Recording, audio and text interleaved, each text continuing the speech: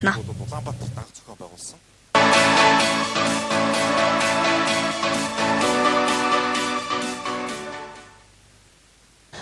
За манай улс уул уурхайгаас хамааралтай орны тоонд ордог. За энэ нь нэг талдаа эдийн засгийн чухал үзүүлэлт хэдийч нөгөө талдаа эдийн засгийн эмзэг байдлыг бий болгодог.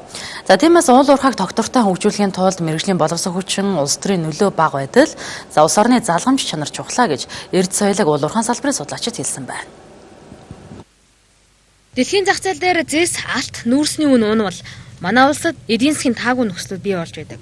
Олон улсад түүхий дунсан ч өссөн ч уул уурхайг тогтвортой эрсдэлгүй ажилуулахын тулд улс төрийн хэд их шийдвэр нөлөөг багасгах нь чухлаа гэж олон судлаач хэллээ.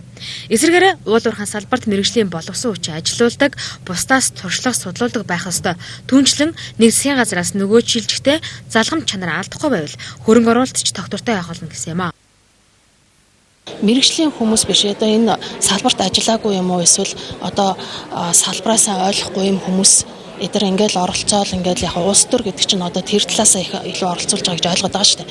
Тэгээд эренгүүд нөгөө нэг салбар өөрөө чиглэлээрээ яг тэр чинь тодорхой энэ нарийн салбар учраас энэ мэргэжлийн хүмүүс нь гол юм барьж явахгүй болохоор л одоо асуудал ингээд задраад байгаа болов гэж ойлгоод байгаа шүү. Нэг чухал зүйл байдаг. Юу гэхээр ихэнх одоо гадны хөрөнгө оруулагч ч юм уу бусад уул уурхайн компани дотоодынх ч гэсэн ялгаагүй лиценз авчдаг. Лиценз авахд бас тийм амар биш энэ үйл ажиллагааг хийчихэд буцаад орон нутагт очиход дэмжлэг нь байдгүй. Нөгөө нэгдсэн улс мөртлөө аймгийн төвшөнд өөр юм ярьдаг, сумын төвшөнд өөр юм ярьдаг. Тэр уялдаа холбоог одоо маш сайн гаргах хэрэгцээ шаардлага байсараа.